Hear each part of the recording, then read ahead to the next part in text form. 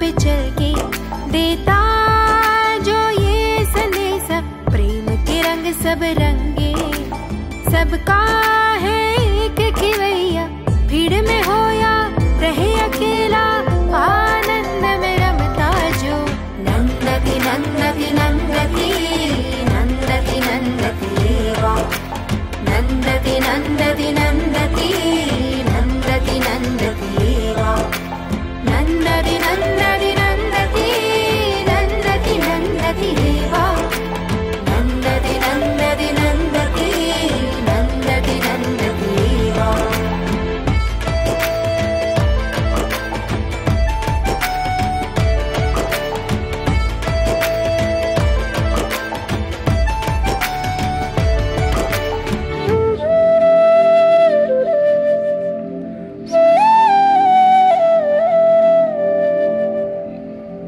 आमतौर से हम अपने आप को भक्त कहते हैं और अपने भगवान या इष्ट देव को उनकी मूर्ति तक ही सीमित मानते हैं, प्रणाम करते हैं, धूप दीप और नैवेद्य अर्पण करते हैं।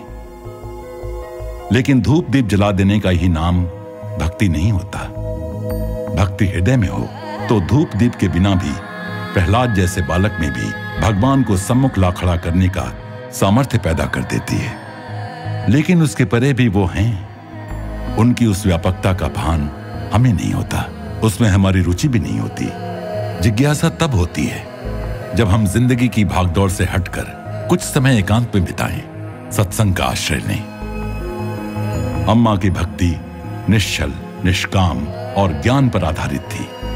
उनकी भक्ति देश काल तक सीमित नहीं थी, बल्कि स्वाभाविक हर सांस, हर धड़कन में समाई हुई थी। उन्हें सतत हर वस्तु में, हर प्राणी में अपना सांवरा ही दिखाई देता था। वो पशु पक्षियों के साथ भी ऐसे ही बातें करती थी जैसे भगवान कृष्ण के साथ कर रही हों। कभी गाय के साथ यूं सटकर लेट जाती मानो कृष्ण की गोद में सर रखे हों। चांद तारों से, लताओं वृक्षों से पूछा करती, तुमने कहीं कृष्ण को देखा है? तुम्हें कहीं मिले तो उनसे कहना कि मैं उनकी बाट जोह रही हूं। कण कण में कृष्ण के दर्शन करते करते वो कृष्णमय हो गईं, कृष्ण से अभिन्न कृष्ण ही हो गईं और परमानंद के महासागर में प्रतिष्ठित हो गईं। प्रेम स्वरूपी आत्म स्वरूपी सभी को नमस्कार। എപ്പോഴും നമ്മുടെ അമ്മ ഭക്ഷണം വെന്താൽ കുറച്ചു നേരം കഴിഞ്ഞ് ഞങ്ങൾക്ക് വിളമ്പി തരത്തുള്ളൂ. ആരെങ്കിലും വന്നാലോ ഭക്ഷണം ഇല്ലാണ്ടാകരുത് അവർക്ക് കൊടുക്കാൻ. മക്കൾക്ക് കൊടുക്കാനുള്ള അപ്പുറം തിന്നാനുള്ള വെപ്രാളമല്ല, മറ്റുള്ളവരെയാണ് എപ്പോഴും ഓർക്കുന്നത്. भीतर पड़े ईश्वरत्व की पूर्ण अभिव्यक्ति के लिए हमें अपने तुच्छ अहम का संपूर्ण समर्पण करना होगा। ईश्वर के नाम पर कितने सत्कर्म कर पाया, कितने लोगों के आंसू पहुँचे, क्या मैं आशा की किरण ला पाया उनके जीवन में? ऐसा आत्मविश्लेषण हमें करना चाहिए। ईश्वर बादलों के परे स्वर्ण सिंहासन पर नहीं, वो सब में अंतर्निहित है। जब हम औरों की सहायता करते हैं तो वो हमारे अंदर जागृत हो जाता है। बीज का खोल तोड़े बिना वृक्ष बाहर आ सकेगा? हमारे अहम के खोल को टूटना होगा। बीज वृक्ष बन जाने पर अपने काटने वाले को भी छाया, फल और ठंडक देता है। इसी प्रकार हम भी दूसरों के लिए आश्रय बने। करुणापूर्ण कार्यों से ही प्रेम का संदेश फैलता है। जैसे हम स्वयं सुखी हैं वैसे ही दूसरों को भी सुख दें। जब हमारा हृदय प्रकाशमान होगा तभी तो दूसरे उस प्रकाश को देख पाएंगे। अपने हृदय के प्रकाश से हम दूसरों को भी राह दिखा सकते हैं। मानव के विशाल ऊंचाइयों तक उठने के स्रोत को खोजें तो वो लोगों के दिलों में अंकुरित करुणा और सद्भावना के बीज होंगे। उदाहरण के लिए मानो हम किसी झील में बड़ा सा पत्थर फेंकें। इसके पास लहरें बनते बनते फैलती जाती हैं और अंततः तट तक पहुंच जाती हैं। इसी तरह हमारे सत्कर्मों की लहरें चहुं ओर फैलती हैं। तभी तो अम्मा कहती हैं कि जगत की अपनी एक ताल है। जगत के सब जीवों के बीच एक अभेद्य संबंध है। ये जगत एक विशाल परस्पर जुड़ा हुआ नेट है। चारों ओर से कसे हुए नेट में जरा भी हलचल हो तो पूरे नेट में महसूस की जा सकती है। जाने अनजाने, अकेले या समूह में हम कुछ भी करें, उसका असर समूचे जगत पर होता है। हम कोई अलग थलग पड़े द्वीप नहीं, एक ही श्रृंखला की कड़ियां हैं। पहले दूसरों के बदलने की प्रतीक्षा न करें, हम खुद में बदलाव लाएं तो खुले दिल वाले लोगों को भी बदलने की प्रेरणा मिलेगी। एक बीज वृक्ष से नीचे गिरा और पड़ा रहा, बर्फ पड़ी, बर्फ के नीचे काफी समय दबा रहा। लेकिन शीतकाल के बाद वसंत ऋतु आने पर बीज फूटेगा। उदाहरण के लिए हमने बैकवाटर्स के उस पार रुद्राक्ष के पेड़ लगाए, लेकिन अंकुरित नहीं हुए। हमने करीब 300 बीज बोए और राह देखते रहे। बीज अंकुरित नहीं हुए, निराशा हुई और सोचने लगे क्या किया जाए। कुछ समय बाद अम्मा के नॉर्थ अमेरिका टूर के दौरान आश्रम से फोन आया। अम्मा, हमने तो बीज बोए ही नहीं, लेकिन न जाने कैसे रुद्राक्ष के 100 अंकुर प्रस्फुटित हुए हैं स्वयं ही। कारण जो बीज जमीन में दबे पड़े रहे, समय पाकर वो अपने आप अंकुरित हो गए सालों बाद। इसी प्रकार बर्फ की चादर के नीचे दबे बीज भी समय आने पर अपने आप ही प्रस्फुटित हो जाएंगे। ऐसे ही सत्कर्मों के दबे हुए बीज, भले वक्त लगे, हमारा हर सत्कर्म और सद्विचार समय पाकर अंकुरित होगा और उसके पश्चात उस पर कई गुना फल लगेंगे। नाम और प्रतिष्ठा के लिए ही हमें कर्म नहीं करने चाहिए, ऐसा हमारे पूर्वजों ने कहा। दायां हाथ दे तो बाएं हाथ को पता न लगे, ऐसा कहते हैं। पुराने जमाने में शूद्र जाति के लोगों से दान नहीं लेते थे, उनको दान देते थे, उनसे लेते नहीं थे। उस जमाने में कोई उन्हें काम पर नहीं रखता था, अतः वे ज्यादातर वनों में रहकर छाछ और टोकरियां आदि बुनते थे, ऐसे ही काम करते थे। एक बार एक महात्मा हुए जो नीची जाति के थे। वो बहुत मेहनती थे, रोज इतने छाछ बना लेते, वन में बांस की टोकरियां बनाते रहते और फिर उन्हें आसपास के गांव में बेचने जाते। सुबह 10 टोकरियां लेकर निकलते तो लोग पूछते, एक टोकरी का क्या लोगे? वो असली दाम से 10 गुना दाम बताते। ग्राहक कहते, नहीं नहीं, ले जाओ अपनी टोकरियां बहुत महंगी हैं। वो कहते, ठीक है, 9 टोकरियां वापस दे दो। ये सुनते तो घर के लोग सोचते कि ये आदमी 10 देकर 9 मांग रहा है, अतः एक टोकरी छुपाकर 9 लौटा देते। फिर महात्मा अगले घर में जाते और वही किस्सा दोहराते। घर के लोग कहते, नहीं चाहिए हमें तुम्हारी टोकरियां। वो कहते, ठीक है, तो मेरी 8 टोकरियां वापस दे दो। वो लोग सोचते कि इसे याद नहीं, 9 देकर 8 मांग रहा है और एक टोकरी छुपाकर 8 लौटा देते। ऐसा करते करते वो 9 घरों में मुफ्त टोकरियां बांटकर आखिर में 10वें घर में असली दाम बताकर बिक्री करते थे। इस तरह वो 9 टोकरियां दान कर देते। महात्मा थे, अतः खाली नहीं बैठते थे, मांग कर नहीं, मेहनत करके जीना ही उनका आदर्श था। उनके मन में दान देने की भी इच्छा थी, श्रम का फल दान देने का आग्रह। दान देने के लिए उन्हें ये युक्ति सूझी, वो जताना नहीं चाहते थे, सच्चा दान। जब हम करुणा पूर्वक देंगे तो हमारा ऐसा भाव होगा। बचपन की बात है, अम्मा की माँ रोज भोजन पकाकर थोड़ी देर इंतजार करती, फिर हमें परोसती। कोई अतिथि आ जाए तो भूखा न जाए, इसीलिए परोसने से पहले वो एक थाली अलग से रख छोड़ती। कोई आ ही जाए तो भूखा न जाए,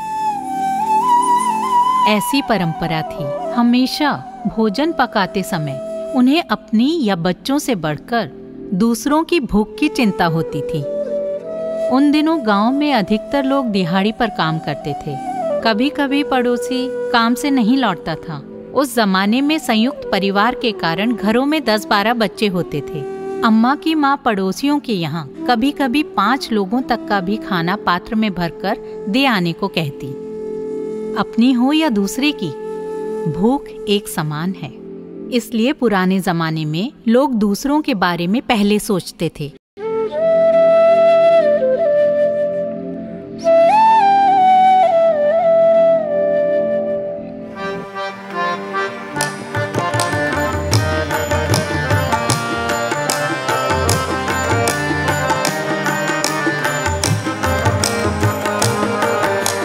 जय जय रामा संयुग नामा, जानकी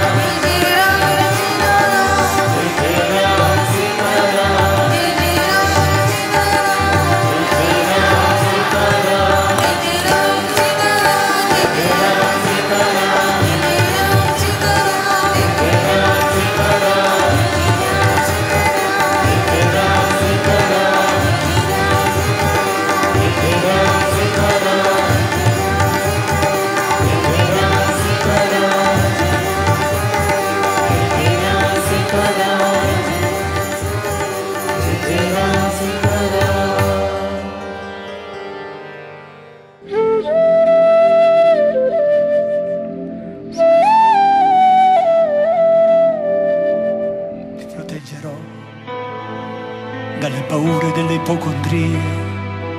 मैं 1970 से एक गुरु की खोज में था और मेरी ये इच्छा अंत में अम्मा की उपस्थिति में पूरी हुई। मैं अम्मा के साथ के उस अनुभव को कभी नहीं भुला सकता। अम्मा का धैर्य और मौन हमारे मन को नई ऊंचाइयों का अनुभव कराते हैं।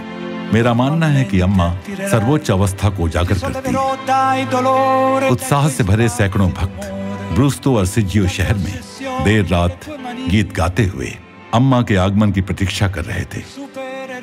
वहां पहुंचते ही अम्मा ने सबको साथ ले थोड़ी देर के लिए ध्यान किया।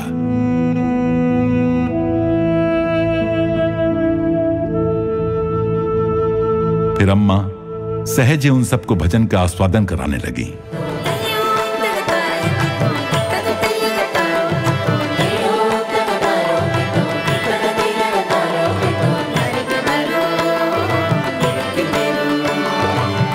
और फिर वहां उपस्थित सैकड़ों भक्तों को भोजन परोसा।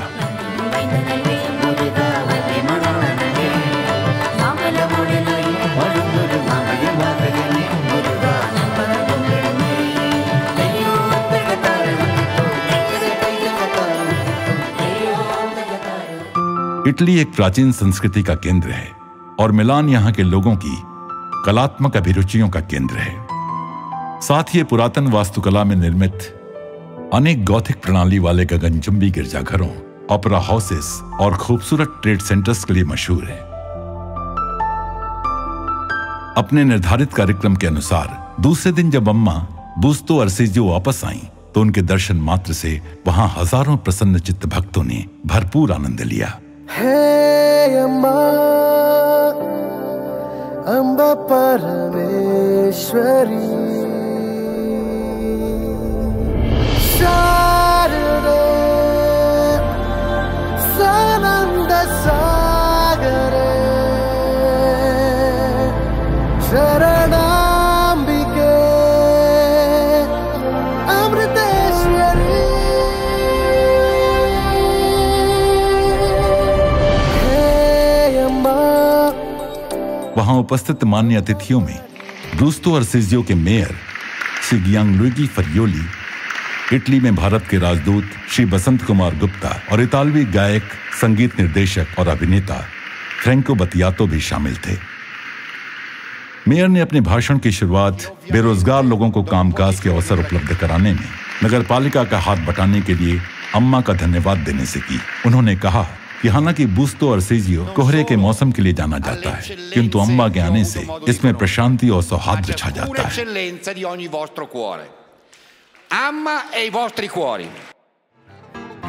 प्यार से भरे भक्त अम्मा के समक्ष अपनी सांस्कृतिक प्रस्तुतियां पेश करते हैं। वहीं अम्मा प्रत्येक को प्यार भरे आलिंगन में भरकर उनमें आध्यात्मिकता का बीज बोते हुए अपने काम को जारी रखती हैं।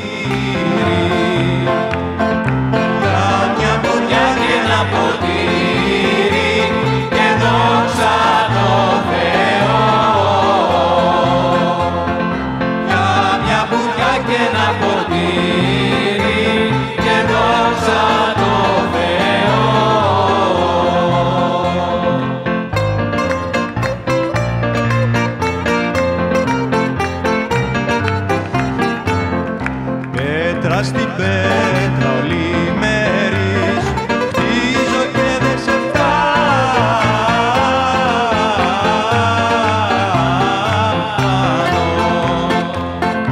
Ήλιε μου πόσο είσαι πάνω και δόξα τω Θεώ. Ήλιε μου πόσο είσαι πάνω και δόξα τω Θεώ.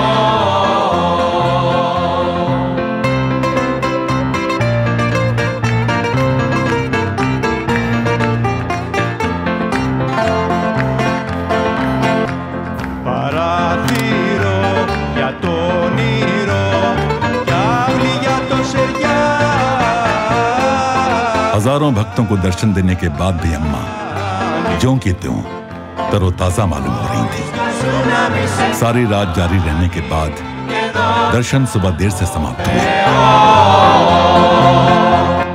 अम्मा केवल एक मंत्र जानती हैं और वो वहां भी उसे ही जी रही थी।